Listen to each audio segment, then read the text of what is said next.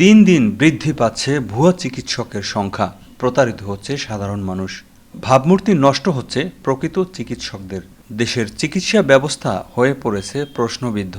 অন্যদিকে ভুল চিকিৎসার শিকার হয়ে অকালে মৃত্যুর কোলে ঢলে পড়ছেন অনেক রোগী।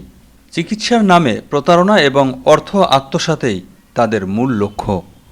তাদের মধ্যে অন্যতম নাক কান গলা বিশেষজ্ঞ ডাক্তার অধ্যাপক মোহাম্মদ আবু ইউসুফ ফকির ও তাকওয়া স্পেশালাইজ হাসপাতাল। অধ্যাপক ডাক্তার মোহাম্মদ আবু ইউসুফ ফকির ও তাকওয়া স্পেশালাইজ হাসপাতালের বিরুদ্ধে দায়িত্ব অবহেলায় রোগী মারার অভিযোগ উঠেছে। 27 এপ্রিল 2026 সোমবার রাতে মগবাজার তাকওয়া স্পেশালাইজ হাসপাতালে অধ্যাপক ডাক্তার মোহাম্মদ আবু ইউসুফ ফকিরের দায়িত্ব অবহেলায় মারা যান বিক্রমপুরের আব্দুর রাজ্জাক আকন। রাজধানীর শান্তিনগর পপুলার ডায়াগনস্টিক সেন্টারে চেম্বারধারী নাক কান গলা বিশেষজ্ঞ ডাক্তার অধ্যাপক মোহাম্মদ আবু ইউসুফ ফকির গলার পিছন দিকে ছোট একটি টিউমার নিয়ে গত 25 এপ্রিল শনিবার বিকেলে বিক্রমপুর থেকে রাজধানীর শান্তিনগর পপুলার ডায়াগনস্টিক সেন্টারে আসেন আব্দুর রাজ্জাক আকন এবং তার স্বজনরা।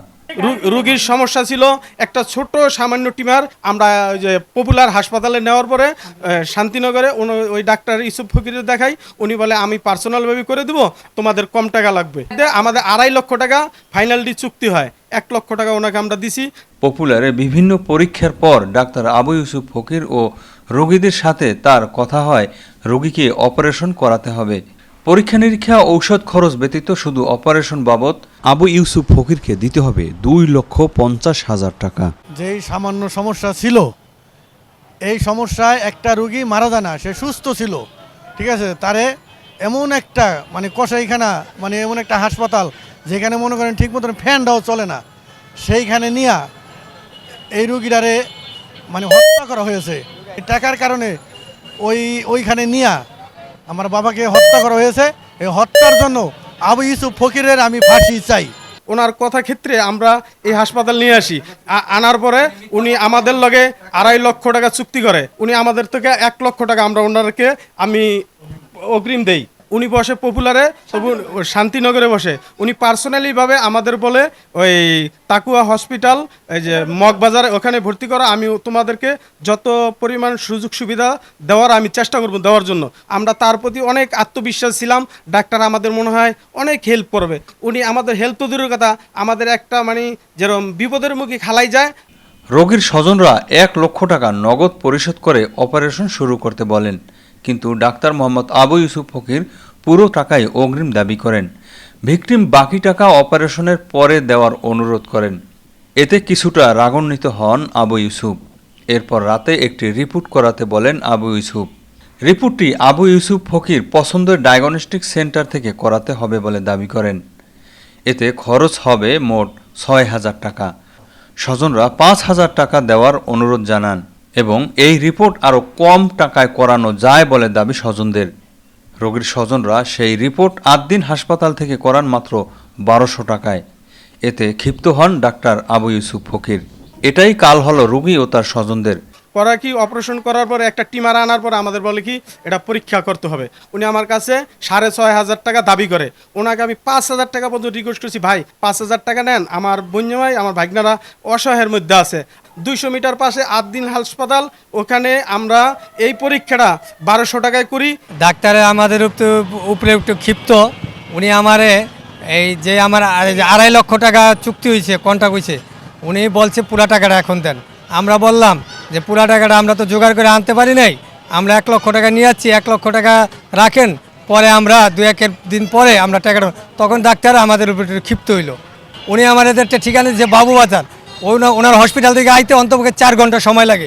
আমরা বললাম কি না ওখানে করাম না, আমরা দেখি অন্য আনে করাই। তো অন্য আন থেকে আমরা 1200 টাকা দিয়ে ওটা করাই আনছি, সেই জন্য সে আরও আমাদের উপরে ক্ষিপ্ত হইল। টেস্টের খরচ বাবদ 6,500 টাকা দাবির বিষয়টিও অস্বীকার করেন আবু ইউসুফ ফকির। এই টেস্টটা করানোর জন্য কি আপনি ওনাদের কাছে কি পরিমাণ টাকা দাবি? আমি তোমাদের সাথে এটা নিয়ে কোনো কথাই বলি, আমি বলছি আপনি পরীক্ষাটা আনোয়ারাই করেন। এর কত টাকা খরচের কথা বলেছিলেন?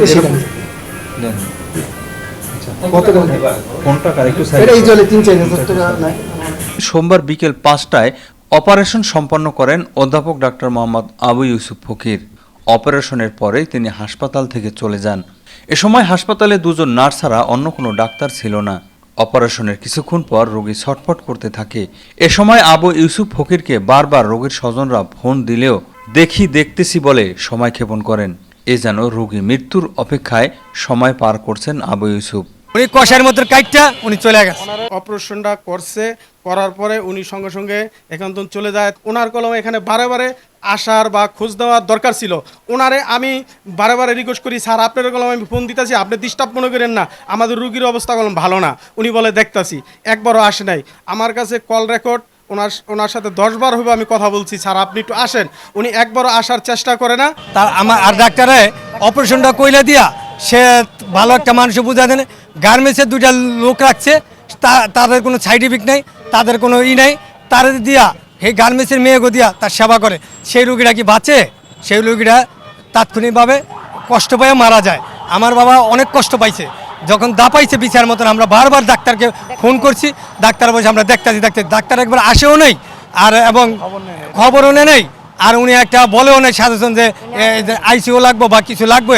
যেখানে কোনো আইসিইউ নেই, আইসিইউর ব্যবস্থা নেই, সেখানে এমন একটা রোগীকে আপনি নিলেন যেখানে তাৎক্ষণিকভাবে তারা এটা কোনো তো আইসিইউ লাগার কথা। ম্যানেজারকে যখন এটা আইসিইউ লাগার কথা। আমাদের দৃষ্টিতে এই রোগের কারণে এই রোগীটা মারা যাওয়ার কথা না। ডাক্তারে আমরা অনেক ফোন দিছি যে আমার বাবা অনেক অসুস্থ, আপনি একটু দেখা যান। সে বলে আমি দেখতাছি। এমন করতে সকাল হয়ে যায় কিন্তু সে আসে না। রোগী মারা যাওয়ার আগে আপনাকে নক করছে না যে রোগীর অবস্থা ভালো না, আপনি আমাকে বলছে আপনি গেছেন? না আমি জানি না। অপারেশন করে চলে যাওয়ার পর হাসপাতালে ডাক্তার ছিলেন বলে দাবি করেন আবু ইউসুফ। আপনি অপারেশনের পরে বের হয়ে যাওয়ার পরে ওই হাসপাতালে কি কোনো ডাক্তার ছিলেন? হ্যাঁ ডাক্তার থাকবে না, ডাক্তার সবসময় থাকবে। কোন ডাক্তার ছিলেন, তার নাম কি? কোন ডাক্তার মানে মানে কে ছিলেন ওখানে? আপনি ডিউটি ডাক্তার? ডিউটি ডাক্তার তো আমি নাম বলতে পারবো না, যে ডিউটি ছিল সেটা রোস্টার নিয়ে যাই। আচ্ছা, ভিকটিমদের অভিযোগ ওখানে কোনো ডাক্তার ছিল না, ওইটাই ডাক্তার সবসময় থাকবে না, তো ঠিক বলবেন। অপারেশন করে যখন আপনি এই রোগীটা রেখে গেলেন, এরপর কার উপরে আপনি এই রোগীটা রেখে গেলেন? ওখানে ডিউটি ডাক্তার যারা থাকে। ডিউটি ডাক্তারকে আপনি বলে আসছেন যে আমার আপনার রোগীর দিকে খেয়াল রাখেন এরকম? এটা তো ওদের দায়িত্ব। এটা কিন্তু হাসপাতাল কর্তৃপক্ষ তো এটা তো বলছে যে দায়িত্ব। যে ডাক্তার চিকিৎসা করেন তার কমান্ড ছাড়া এখানে কেউ হস্তক্ষেপ করতে পারে না। না, সেটা ওরা প্রবলেম বলে আমাদের সাথে কমিউনিকেট করে। আচ্ছা, দু একটা প্রবলেম ডাক্তার বলে হ্যাঁ প্রবলেম করে ওরা ডাক্তারই। না, ওইখানকার ডাক্তারের নাম জানেন না? 2-1 কে কে ছিল ডাক্তার ওইখানকার? আমি তো এটা বলতাম ডিউটি কাটছে বলতাম। তাহলে আপনি একটা রোগী, এমন একটা সিরিয়াস রোগীকে ওখানে রেখে আসলেন, কার কাছে রেখে আসলেন এমন কোন নাম আপনি জানেন না? ওইখানে তো ডাক্তার সবসময় থাকে, ওই ডাক্তাররা সবসময় ফলো আপ দেয়। এটা পোস্ট অপারেটিভ রুমে ছিল, এমন না যে বেডে দেওয়া হয়েছে। না, কোনো ডাক্তার ছিল না তখন। 2টা গার্মেন্টসের মেয়ে সম্ভবত ওদের পোশাক ফিন্দে রাখছে, তারা কিচ্ছু বোঝে না। মৃত্যু যন্ত্রণায় ছটফট করতে থাকলে রোগীর স্বজনরা রোগীর কাছে যেতে চাইলে হাসপাতালে কর্তব্যরত নার্স এবং ওয়ার্ড বয় রোগীর কাছে যেতে বাধা দেয়। আমাকে ধাক্কা দা বাইর করে দুইটা ছেলে, 2টা ওই সিস্টার মাইয়া, কোনো রকম নর্মাল, সেই নর্মাল মাইয়াদের আমাকে ধাক্কা দা, আপনারা যদি এখানে আসছেন, আপনার রুগী মারা যায় তো এককালে আমরা ব্যবস্থা করবো না। স্টাফ হয়তো শুরু করে একটা পরিচ্ছন্ন কর্মী যে ব্যবহারগুলো করে, মানে এত খারাপ ব্যবহার করে মনে হয় যে আমরা গরু ছাগল, মানুষের সাথে জানোয়ারের সাথে এরকম আচরণ করে না। তো আমাদের রুগী মানে ছটফট করছে ব্যথায়, কিন্তু কোনো একটা নার্সও আসে নাই, রুগী একা ছিল, আপনার আমাদের আসতে দেয় নেই, আমাদের ঘেটে থেকে বের করে দিছে। আমরা যদি ওনার এই যে রুগীর কাছে আসতে চাই, ওনারা আমাদেরকে আসতেও দেয় না, আপনারাই করেন, মানে উত্তেজিত হয়ে জায়গা ওনাদের নার্স যারা আছে। এবং অভিজ্ঞতা ডাক্তার তো একজনও এখানে নাই, একজনও নাই। রোগীর অবস্থা আরও অবনতি হলে কর্তব্যরত নার্স রোগীকে একটি ইনজেকশন পুশ করে। ইনজেকশন দেওয়ার 5 মিনিট পরেই রোগী মৃত্যুর কোলে ঢলে পড়েন। এই 5 মিনিটে সুইটা দেওয়ার পরে আমি দেখছি এরা যাতায়াত ধরে একটা সুই দিছে, সুইটা ব্যবহার করার পুশ করার পরেই 5 মিনিট পরে আমি শুনি মারা গেছে। এনে দেখলাম গুতাটা দিল, এরপরে আর হইল না 2-3 জনের দেখটা ওনরা একটা সুই ব্যবহার করে। আমার পঞ্জাবের একটা সুই দেওয়ার পরে আর 5 মিনিট বা 6 মিনিটের মধ্যেই ওনরা মৃত্যু ঘোষণা করে। জ্বালা যন্ত্রণায় বেশি একটু উত্তপ্ত হইলো, তখন মনে করেন যে একটা সুই দিল, ওই 2টা সময় তো পরিচালনা কর্মী একটা নার্স আইসা তো সুইটা দেওয়ার পরে এই আমাদের রুগী একটা চিৎকার দিল, ওই চিৎকার দেওয়ার পর চোখ বন্ধ হলো, আমরা দূর থেকে যেটা দেখছি, কিন্তু তখন আমাদের কাছে আইতে দেয় নেই। তো এরপরেই মানে আমাদের বললো যে হয়তোবা তখনই মারা গেছে, হয়তো তখন মারা যাওয়ার পরে যে বলে আপনারা আইসিইউর ব্যবস্থা করেন। মারা যাওয়ার পর আমাদের বলছে আইসিইউ আনার জন্য। এদিকে রোগী মৃত্যুর আগে ইনজেকশন দেওয়ার বিষয়টি অস্বীকার করেন ডাক্তার আবু ইউসুফ ফকির। ডাক্তার কোনো ইনজেকশন দেয়নি। ডাক্তার কোনো ইঞ্জেকশন দেয় না। সকাল ৯ ঘটিকার দিকে মিডিয়া কর্মীদের কাছে সংবাদ আসে তাকোয়া হাসপাতালে ডাক্তারদের অবহেলায় রোগীর মৃত্যু হয়েছে। সংবাদকর্মীরা সরেজমিনে গিয়ে হাসপাতাল কর্তৃপক্ষের কাউকে পায়নি। একজন ম্যানেজার এবং 2জন নার্স পাওয়া গেলেও তারা এ বিষয়ে মুখ খুলতে রাজি নয়। তারা সকালে ডিউটিতে এসেছে বিদায় আগে যারা ডিউটিতে ছিল তারা বিষয়টি জানেন বলে দায় সারেন। আমরা সকালে আসছি, সকাল মর্নিং শিফট। সকাল আমি মর্নিং অ্যাসিস্ট্যান্ট। আমি হসপিটালের ম্যানেজার পোস্টে আসছি। আমি গত 2 দিন ধরে ছুটিতে ছিলাম, ব্যক্তিগত কাজে বাইরে ছিলাম। আমি যেহেতু ছিলাম না, গতকালকেও ছিলাম না, আমি আজকে এসেছি 9টার পরে। এখানে আমাদের ইমার্জেন্সি নেই, আউটডোর নেই। এখানে সার্জনরা রুগী দেখেন, অপারেশন করেন। আমাদের এখানে স্যার যেভাবে ইনস্ট্রাকশন দেয় সেভাবে আমরা ওষুধপত্র প্রোভাইড করে থাকি। হাসপাতাল কর্তৃপক্ষের সাথে যোগাযোগ করতে চাইলে যোগাযোগ করা সম্ভব হয়নি। আবু ইউসুফ ফকির এর তথ্য জানার জন্য পপুলার ডায়াগনস্টিক সেন্টারে গেলে তারাও বিষয়টি এড়িয়ে যান এবং এটি তাদের কোনো দায় নয় বলে সাংবাদিকদের জানিয়েছেন। এদিকে আবু ইউসুফ ফকিরের সাথে যোগাযোগ করতে চাইলে তার মুঠোফোনটি বন্ধ পাওয়া যায়। তার বিরুদ্ধে বিভিন্ন ধরনের অভিযোগ রয়েছে। তিনি বিভিন্ন হাসপাতালে কমিশনের বিনিময়ে রোগী পাঠান, টেস্ট বাণিজ্য সিন্ডিকেটের সাথে জড়িত। এমন দায়িত্বহীন ডাক্তারদের কারণে যেন আর কোনো প্রাণ অকালে ঝরে না যায় তার জন্য অধ্যাপক ডাক্তার মোহাম্মদ আবু ইউসুফ ফকির এবং তাকোয়া স্পেশালাইজড হাসপাতাল কর্তৃপক্ষের শাস্তির দাবি জানান রোগীর স্বজনরা। আমার বাবাকে হত্যা করা হয়েছে, এই হত্যার জন্য আবু ইউসুফ ফকিরের আমি ফাঁসি চাই। আমি আবু ইউসুফের ফাঁসি চাই। আমাদের ডাক্তার আবু ইউসুফ ফকির দৃষ্টান্তমূলক একটা আইনানুগ ব্যবস্থা এবং সর্বোচ্চ ফাঁসির দাবি করি এবং তাকোয়া হাসপাতাল নামক যে কসাই কারখানা সব সময়ের জন্য এটা বন্ধ চাই। আমাদের রুগীর মতো অন্য কেউ যেন তারা যেন এরকম ভুক্তভোগী না হয়। ও হাসপাতালে কিছু ছিল না, উনি ওই জায়গার মধ্যে নেবো কা? এমন একটা সিরিয়াস রুগী উনি কেন ওই জায়গার মধ্যে নিয়ে অপারেশন করাইবো? আমি এই জন্য ডাক্তার আমি জনগণের কাছে বিচার চাই। আমি এত কষ্টটা মারা হইলো, এই জন্য আমি বিচার। অধ্যাপক ডাক্তার আবু ইউসুফ ফকির আওয়ামী লীগ সরকার ক্ষমতায় থাকাকালীন আওয়ামী লীগের পদ ব্যবহার করে তিনি কামিয়েছেন কারি কারি টাকা। তিনি স্বাধীনতা চিকিৎসক পরিষদ কেন্দ্রীয় কমিটির কোষাধ্যক্ষ ছিলেন। 2018 সালে মুন্সিগঞ্জ 2 আসন থেকে আওয়ামী লীগের এমপি হিসেবে মনোনয়ন চেয়েছিলেন। এর আগে আপনি আওয়ামী লীগের রাজনীতির সাথে রিলেটেড ছিলেন। বৈষম্য বিরোধী ছাত্র আন্দোলনের সময় ছাত্র জনতা নিধনের ক্ষেত্রে তার প্রত্যক্ষ ভূমিকা ছিল। তিনি আওয়ামী লীগের পক্ষে অর্থ যোগানের মূল ভূমিকায় ছিলেন। তাকোয়া স্পেশালাইজড হাসপাতালের চেয়ারম্যান অধ্যাপক ডাক্তার সায়েমা আক্তার শেখ হাসিনার কাছ থেকে পেয়েছেন 21 পদক। আওয়ামী লীগের দোসররা মিলেই রাজধানীর মগবাজারে গড়ে তুলেছেন তাকোয়া স্পেশালাইজড হাসপাতাল নামে এক শেষপাতাল, যারা টাকা ছাড়া অন্য কিছু চিনেন না এবং বুঝেন না। সেবার নাম করে রোগীদের এই হাসপাতালে আনলেও আসলে এটি একটি কসাইখানা। টাকা না পেলে তারা মানুষের প্রাণ কেড়ে নিতেও 1 সেকেন্ডও ভাবেন না। গ্রাম থেকে চিকিৎসা নিতে আসা সাধারণ মানুষের সাথে করেন প্রতারণা। অপারেশন করার সঙ্গে সঙ্গেই টাকা কত গুণে কালেকশন করবে, এই কালেকশনের ধান্দা নিয়ে তারা থাকে। নার্স মনে হয় 18 বছর হয় নাই, এই মেয়েদেরকে দিয়া এখানে করে এক্সপিরিয়েন্স অভিজ্ঞতা যে থাকার দরকার তা বলতে কিছু নাই। তাকোয়া স্পেশাল হাসপাতালটা এতটা মানুষের অবহেলা করে। দেখেন এই যে হাসপাতালের একটা ফ্যান, এসি কিছু চলে না। এই হাসপাতালের চিকিৎসা ব্যবস্থা অনেক খারাপ, কোনো ডাক্তার ভালো না, কোনো সরঞ্জাম ভালো না। আমরা এটার কঠিন একটা ব্যবস্থা চাই। এই রুগীটারে কেন এখানে রাখলো সারাটা রাত? দেখলো তারা পরিস্থিতি খারাপ, তারপরে কেন এখান থেকে এরা অন্য জায়গায় ট্রান্সফার করলো না বা ডাক্তার আসলো না? ওই টাকা নিছে, মানে টাকার কারণে ওইখানে নিয়ে আমার বাবাকে হত্যা করা হয়েছে। মানে ওই হাসপাতালে কিচ্ছু নাই, মানে কোনো একটা অপারেশন করার মতন কোনো পরিস্থিতি নাই, এসি নাই, আইসিইউ নাই, কিচ্ছু নাই। কিন্তু ওই জায়গায় নিয়ে মানে একটা প্রলোভন দেখাইয়া, হ্যাঁ, ভালো জায়গায় বৈশা ওই জায়গায় নিয়ে এরা মনে করেন এই রুগী এই ক্ষয়ক্ষতি করে লাইতেছে। হ্যাঁ, আরও অনেক রুগী আছে, অনেকের প্রতারণার শিকার হয়েছে। আমি এরকম যেন আর ঘটনা না হয়, আমি আবু ইউসুফের ফাঁসি চাই। ডাক্তার নাই, ম্যানেজার নাই, এরা মনে করেন রুগীরে বিপদে ফালাইয়া এরা চলে যায়। রোগী মারা যাওয়ার 2 দিন পর অনাবিল টিভির অনুসন্ধানে দেখা মেলে আবু ইউসুফের।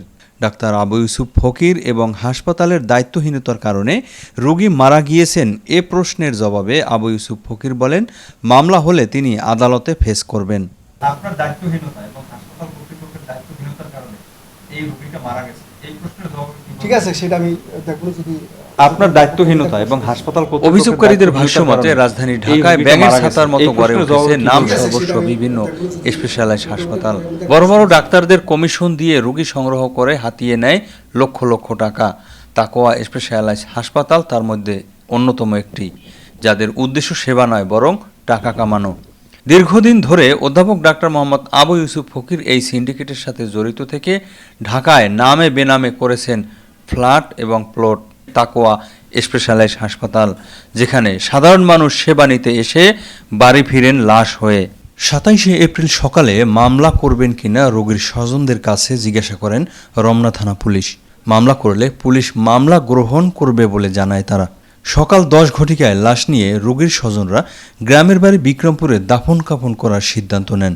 30শে এপ্রিল ঢাকায় মামলা করার জন্য আসলে রমনা থানার ওসি জানান এ মামলা থানায় গ্রহণ করা সম্ভব নয়, এই মামলা কোর্টে করতে হবে।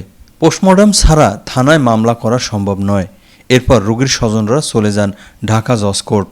সেখানে অ্যাডভোকেটদের সাথে আলাপ আলোচনা করে দেখা যায় মামলা চালানোর জন্য যে খরচ দরকার তা এই গ্রামের খেটে খাওয়া পরিবারের পক্ষে সম্ভব নয়। তাই তারা নিরুৎসাহিত হয়ে গ্রামের বাড়ি চলে যান।